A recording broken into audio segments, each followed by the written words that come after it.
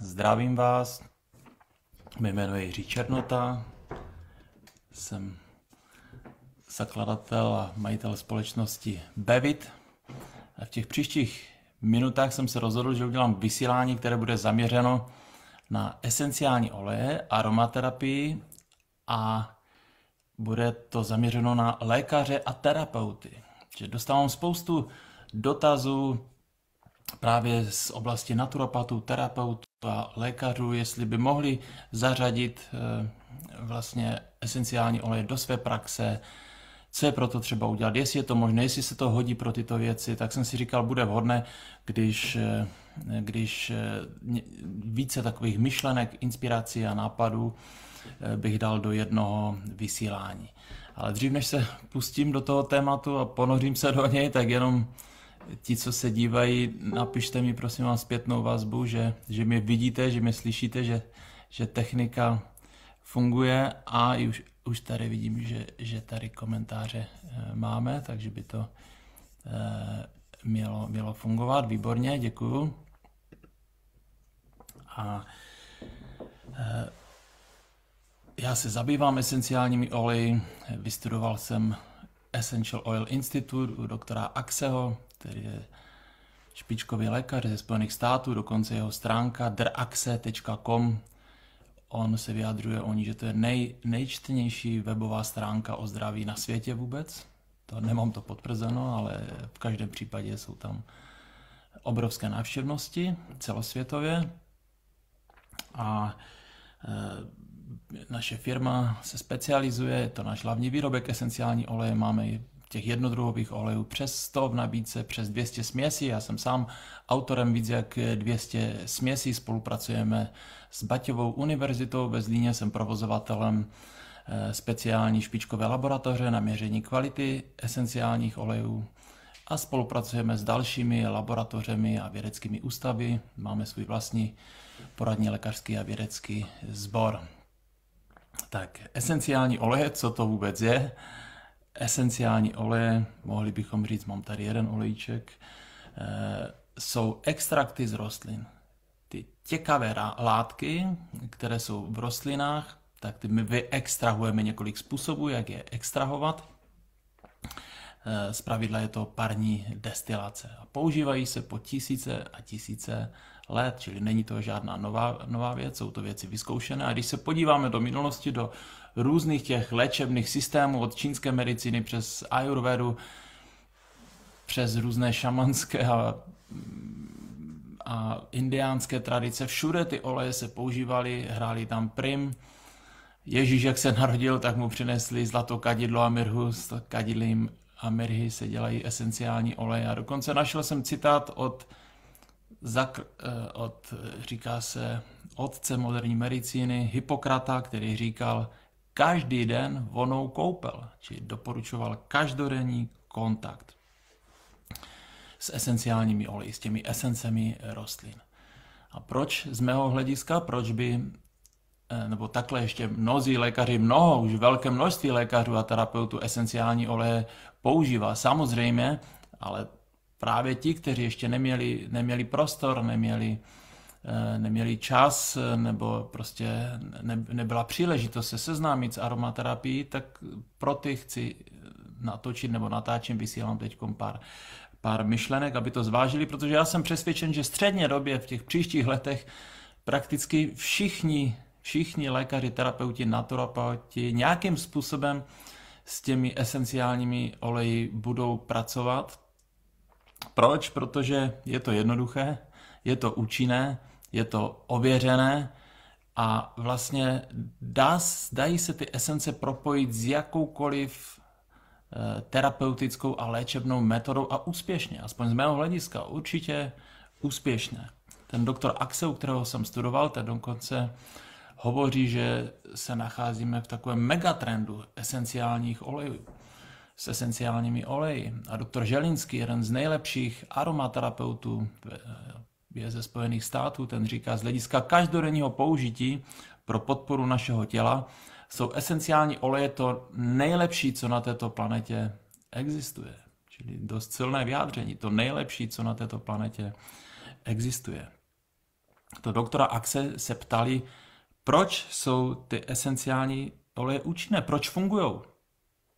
A on odpověděl vlastně trošku technicky možná bychom mohli říct. On řekl, esenciální oleje jsou účinné, protože jsou účinné ty komponenty, které oni obsahují, ty složky těch esenciálních olejů. Jak jsem řekl, provozujeme laboratoř v Ostravě, v sídle naší firmy a vlastně víme, že oleje jsou složité organické přírodní sloučeniny. Často mají 100 i více, několik stovek a někdy přes 1000 komponent, čili jsou velice složité, ale tak to v přírodě je, že v přírodě se skoro vždycky nachází věci v té organické přírodě v komplexech.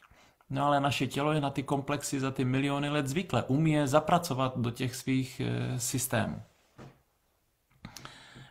Takže kde všude bychom je mohli použít? A ještě jednu myšlenku hned na začátku od toho doktora Axeho, která se mi líbí. On říká, hodně lidí chápe tu aromaterapii jako, což je věda posledních 120 let i více, tak to jsem netušil, že nám tady takové ostré sluníčko začne svítit.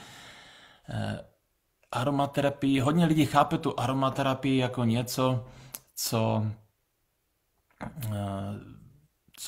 nás sklidní, vytvoří se dobrá nálada, možná trošku masáže do toho.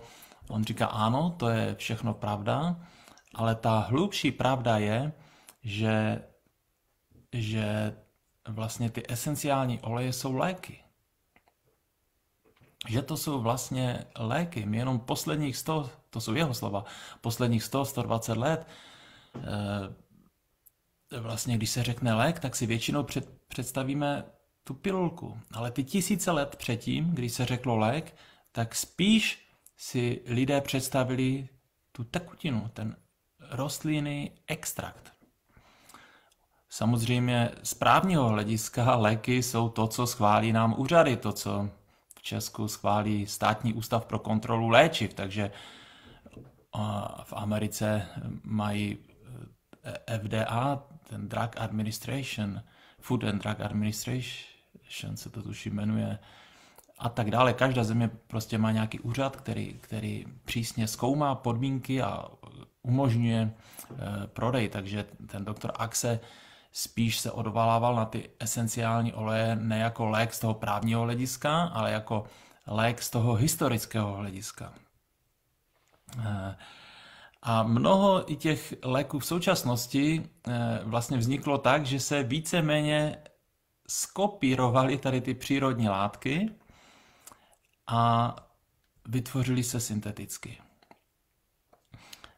Ale výhodou právě těch esenciálních olejů, že tam je spousta těch chemických látek a i když jich tam je málo, tak všechny mají svůj význam a vlastně mohli bychom říct, že to je takový harmonický dotek přírody. Protože zdraví bychom mohli asi najít spoustu definicí, aha, tak to bude lepší. Tak tady nám už nesvítí tolik.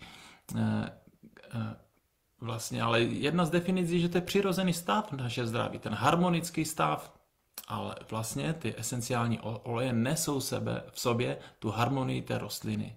Rostliny vlastně, když vyjdeme ven a utrhneme tam nějaký kvítek, nějaký rostlinku, tak jedno vím jistě, nejde to vyrobit uměle, je to prostě harmonické, je to dokonalé. A to je to, o co usilují všichni terapeuti a lékaři, o to zdraví, o tu harmonii, o ten přirozený stav. Jedna věc je jasná, esenciální oleje, skoro všechny, některé víc, některé méně, obsahují látky, které působí proti virům, bakteriím, plísním, včetně zlatým stafylokokům a tak dále.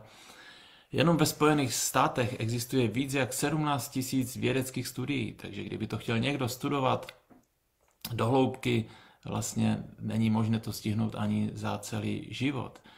Takže samozřejmě některé studie jsou dělány in vitro, in vivo a tak dále. Ještě snad bych měl říct úplně disclaimer, že cílem toho vysílání není nikoho léčit ani působit preventivně, abych neporušil nějaký zákon, ale čistě hovořím jakoby z vědeckého a studijního hlediska. Takže zákony vlastně v Česku nebo v Evropě jsou takové, že kdo je nemocný, tak vlastně lékař má to právo se vyjadřovat a stanovovat nějakou léčbu.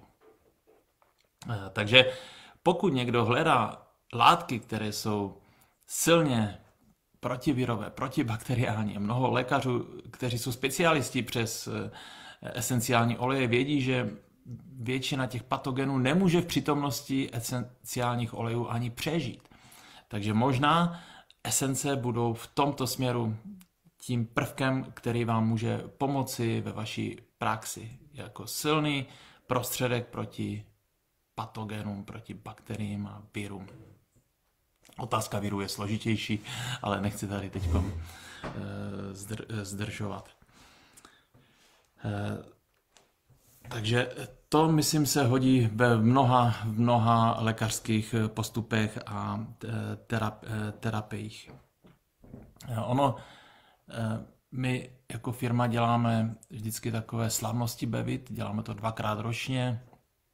Dříve jsme je dělali jako živá setkání, teď často už je to online, ale na jednom z těch živých setkání vystoupila jedna sestřička, zdravotní sestra, která je z Kopřivnice, ale už několik roků žije v Londýně, kde pracuje v jednom onkologickém centru a je to tam propojeno. Ona tam pracuje jako aromaterapeutka a spolupracují s těmi lékaři, léčí se tam lidé s rakovinami a jakmile proběhne ta procedura, tak ty pacienty prostě začínají ošetřovat aromaterapii, mají tam esenciální oleje.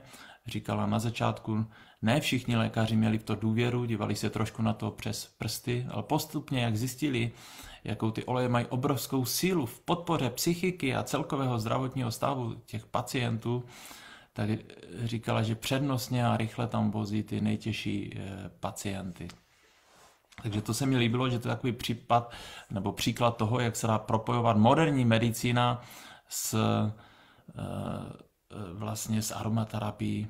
A to by se dalo propojit prakticky kdekoliv. Ať už jsou to akutní věci, nějaké úrazy, zlomeniny nebo otevřené rány, hojení, hnisavé věci nebo percové vředy až po chronické věci, prakticky cokoliv. A samozřejmě ta velká oblast, kde se esenciální oleje používají, je podpora psychiky. Byl jsem už je to pár let schůzku s jedním velice známým lékařem v České republice a on říkal, u většiny pacientů, co řeší, na prvním místě je psychika. A zvlášť v těch posledních měsících a letech, kdy vlastně těch zpráv v mass médiích je spoustu negativních a spoustu lidí vlastně nedokázalo zpracovat úplně dobře tady to neustále vlastně různé ty strachy, obavy a tak dále a těch lidí, kteří mají až sklon úplně k depresím a tady tyto stavy zažívají, tak tam všude esenciální oleje mohou být velice, velice silným prostředkem, jak podpořit přírodní cestou pacienta, nebo jak mu pomoci, nebo jak si pomoci i sám dokonce. Vyšla knížka v Česku, která se jmenuje Aromaterapie pro léčení duše od jednoho britského aromaterapeuta, pana Mojaje, a on se speciálně věnuje otázce depresí, definuje tam různé příčiny, jak mohou vznikat a všude používá esenciální oleje. A z mé osobní praxe mám s tím velmi dobré zkušenosti. Takže to je ta oblast psychiky. Tady mám esenciální oleje, některé obsahují sesquiterpeny. A je několik vědeckých studií, které potvrzují, že ty sesquiterpeny dokážou očišťovat nás od elektrosmogu. Já jsem na základě toho pak vytvořil jednu směs, která, protože je to bezprecedentní, jak hodně dneska jsou lidé zatížení tím elektrosmogem, ty Wi-Fi, skoro všichni se díváme, máme počítač, díváme se, nebo mobily, různé záření, telefonní, prostě plno signálu a to všechno je do jisté míry poškozující, protože z velké části jsme z vody, takže tam všude oleje můžou nám pomoci. Podpora trávení, mám tady poznámku, jo, zvlášť máta, anejs, kmín, to jsou všechno esenciální oleje, které nám mohou velice účinně a rychle pomoci při trávení a následně vlastně některé oleje velice účinně můžou podpořit naše střeva, vyprázdňování střev, podpořit peristaltiku střev, kdy se pak uvolňují různé ty korkovité útvary a likvidují různé patogeny. Nakonec byla to jedna z prvních, nebo myslím úplně první směs, kterou jsem vytvořil z esenciálních olejů. Nazval jsem ji Coldet jako colon detoxication, detoxikace střeva. To je všeobecně známé, že střevo obsahuje 500, některé se uvádí přes 1000 bakterií, některé jsou škodlivé, těch je třeba se zbavit, ale některé jsou pro nás životně důležité. A mít v pořádku střeva, to je otázka imunitního systému, takže klíčová prakticky u všech. Dr. David Stewart, ten v jeho knize Chemistry of Essential Oils, chemie esenciálních olejů, ten uvádí, že některé esenciální oleje dokážou měnit pH, vnitřní pH našeho prostředí v těle. Většina lidí bohužel dneska jsou překyselení. Já jsem na základě toho článku nebo té stati v té jeho knize sestavil směs a nazval jsem ji Miracle. On tam hovoří o tom, že ty oleje se vlastně sebe obětujou. Ty navážou ty jonty, které způsobují to překyselení, navážou na sebe, jsou navázány těmi esenciálními oleji, sebeobětování a to kyselé prostředí se mění na zásadí. To automaticky je něco, co může pomoct spousta lidem. Doktor Košlík, primář naturmedicíny z východního Slovenska, ten dokonce říká, úlohou lékaře je zabavit toho pacienta po dobu, než se to tělo vyléčí samo. Ale to, co jsem právě teď řekl, jestliže podporujeme vlastně vyprazňování, kvalitu střev, čistotu mezi těmi klky, jestliže se mění to kyselé prostředí na zásadíte, tak to jsou prvky, které by mohly podpořit samolečebné schopnosti našeho těla. Takže to je taky něco, co může pomoci spoustě lidem. Jinak, když už jsem zmínil toho doktora Davida Stewarta, na závěr vám řeknu jeden jeho tip. Doufám, že to nezapomenu, poznačil jsem si to tady, kde vlastně to je tip, jak použít esenciální oleje okamžitě a bez jakéhokoliv studia a účinným způsobem. Takže někdy se setkávám, to je prostě mě už se nechce studovat, to jsou další roky studia a tak dále. Ne, existují postupy, kdy oleje můžou se použít, kdo má to zájem, okamžitě a účinně. Nehledě, že my jako ve firmě jsme to ulehčili tím, že jsme vytvořili spoustu směsí. Jestliže se esenciální oleje navzájem kombinují dohromady, tak potvrdilo to několik vědeckých studií. Pokud je to inteligentní kombinace, tak vzniká silný synergický efekt. Tak. Některé esenciální oleje, a já jsem pak sestavil podle té studie směs O2 jako kyslík, O2 max, zvyšují množství kyslíku v krvi až o 30%. To je přece fantastická věc. Tu lze využít tady této schopnosti esenciálních olejů v mnoha případech. Nehledě z toho posledního roku, naopak, když se dlouhodobě nosí roušky, tak se snižuje množství kyslíku, co jsem četl taky zhruba o těch 30%. A lidé mají deficit, všechny orgány v těle mají deficit, takže pokud už někdo chce nosit tu roušku a prostě je to nutné z nějakých hledisek, tak jestliže použije esenciální olej, některý esenciální olej, tak může zvýšit množství kyslíku v krvi až o 30%. Jestliže kombinujeme esenciální oleje s těmi zastudenalisovanými oleji, jinými slovy, když ředíme, tak je můžeme použít na kůži a tam je spousta použití, nehledě celý obor je použití pro kosmetiku, ale pro nejrůznější kožní problémy, tak to by bylo na samostatné vysílání, jak esenciální oleje můžeme použít. Takže to je velká možnost, kde se dá použít. Udělal jsem si tu poznámku, i oblasti jsou na to studie jako afrodiziakální působení anebo působení v oblasti neplodnosti, či to je zase téma, které řeší spoustu lidí. Podpora výkonu, některé oleje, rozmarín nebo zázvor, nebo máme směsi, Power se mi udělal tu směs, používají jak sportovci, čili když potřebuji podpořit tělo, zvýšit výkon, a některé esenciální oleje mají ty dobré vlastnosti, jakoby paradoxní, že jakoby navyšují výkon, ale zároveň umožňují, aby ty svaly byly relaxované. Či to je to, co vlastně potřebují vrcholoví sportovci, aby maximalizovali výkon, ale aby nedocházelo ke křečím. Či tam všude se dá experimentovat a využívat zkušenosti s esenciálními oleji. Spánek, to je samostatné téma. Spánek, spousta lidí trpí problémy, je mnoho esenciálních olejů, které bychom mohli použít na podporu spánku nebo usnutí. Od levandule, kadidla až po valerian, to je kořen teď mi to vypadlo, to je český název, kozlík lékařský. Ten sice většině lidem moc nevoní, ale některými odborníky bývá označován jako nejlepší lék na insomnii. Takže otázka spánku, a máme na to i nějaké směsi, deep sleep a další.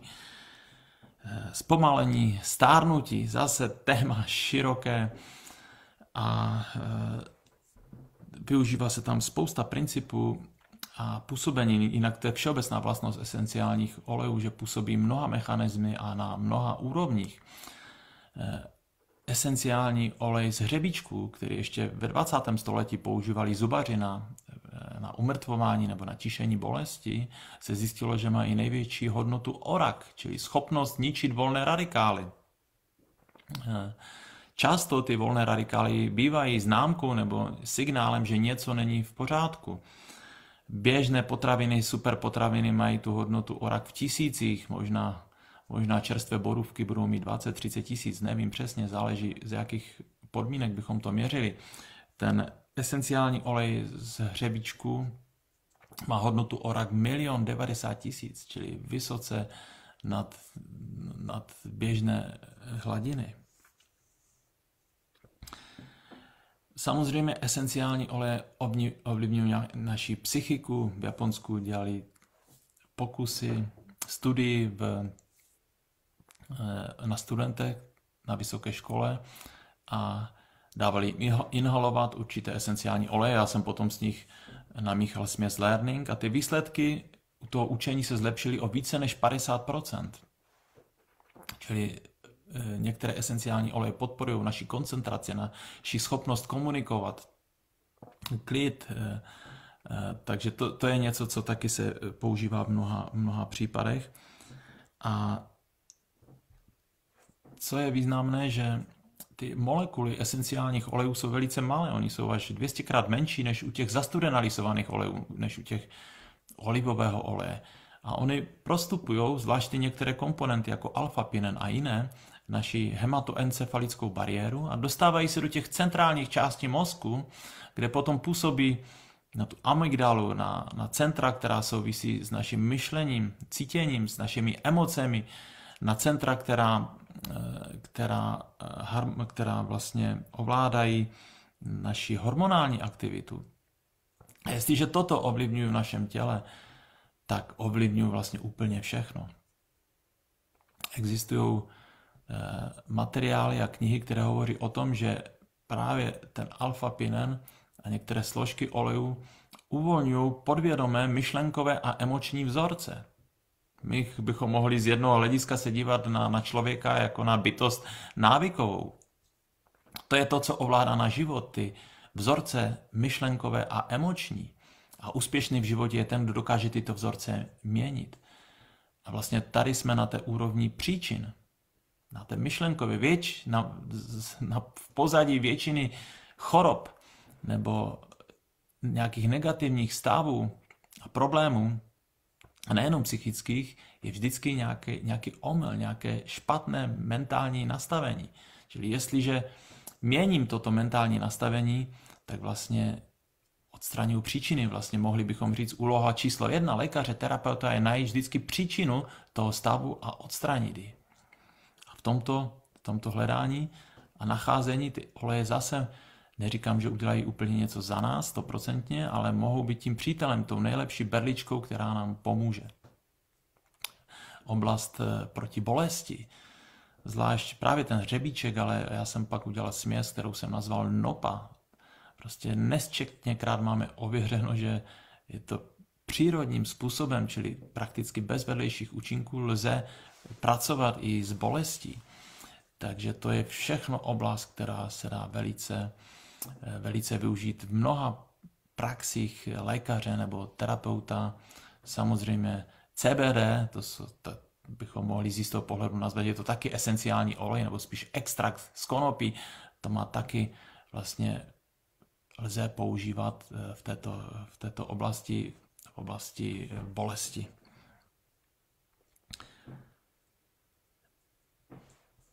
Či to jsem jenom chtěl říct pár takových tipů,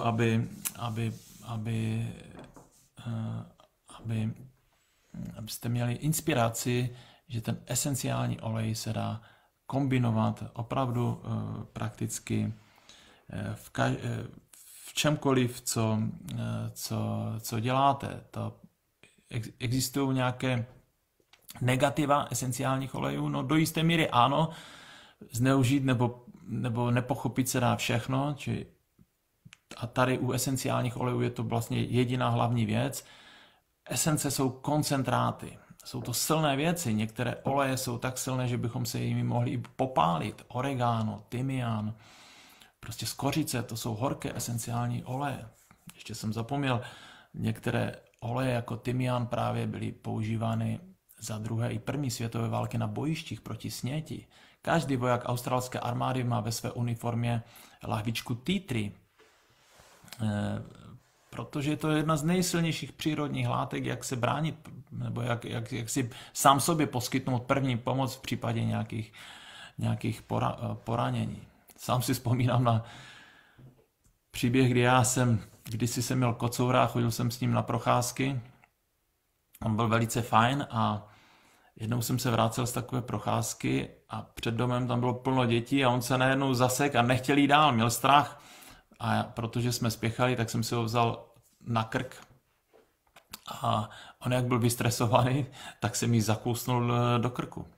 Tak chudáka, tenkrát jsem ho musel hodně zmáčknout, teklo spousta krve a doma jsme to všechno polili tím tea tree. A byl jsem překvapen, že během pár dnů všechny, to byly docela hluboké rány, všechno se toho zahojilo. Akorát on, jak mě kousnul, mě ji tady packama škrábnul, tak to jsem ani nepovažoval za zranění, to byly jenom takové malinké tečky, tak tam jsem to tea tree nedal.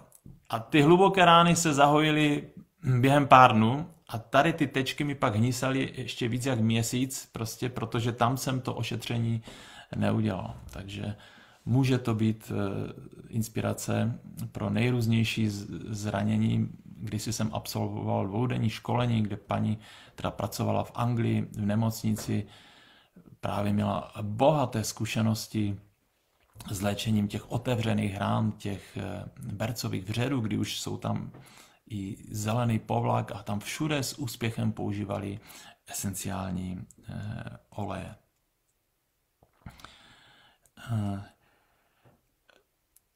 My jinak v Ostravě máme svoji výrobu a každé úterý dělám den otevřených dveří, čili kdybyste měli zájem nás navštívit, přijďte se na nás podívat, je to každé úterý od 16 hodin, nebo případně je možné se domluvit i individuální termín. Provádíme vždycky ty návštěvníky do laboratoře, do výroby, do skladu a skončíme skončíme v zasedačce, kde prostě máme vzorky, každý si může vyzkoušet ty oleje. Já hovořím na téma o esenciálních olejích a o dalších výrobcích, které máme, takže jste srdečně zváni, pokud byste o to měli zájem. Máme i celý systém v Bevit, kdy právě pro naše partnery máme různé slevy, akce, takže pokud byste měli zájem, můžete se přímo vypsat i členství. Je to u nás zdarma, k ničemu to nezavazuje, nemáme žádné poplatky, žádné povinné odběry, žádné obnovovací poplatky, čili je to všechno postaveno na svobodě, na dobrovolnosti, ale právě už tím, že si člověk vyřídí to členství, vypíše, udělá si něco jako registraci, tak vlastně má přístup k těm akcím. Máme vlastně na Facebooku i Bevit Family, kde je dneska je to skupina neveřejná, kde je už přes 5000 členů, čili každý den se tam řeší otázky, odpovědi právě z té oblasti zdravý životní styl. A případně můžete kontaktovat, pokud byste měli zájem, i nějakého člena našeho poradního, lékařského a vědeckého sboru. Takže snad jste si našli něco, co s váma zarezonovalo, a pokud ano, takže třeba se ještě uvidíme a třeba se z nás ji navštívíte, anebo je tam více způsobů, jak potom spolupracovat. Takže já vám děkuji za pozornost, přeju vám, ať jsme všichni zdraví, úspěšní, inspirovaní a ať nám na té cestě životní esenciální oleje pomáhají. Děkuji za pozornost, nashledanou, ahoj.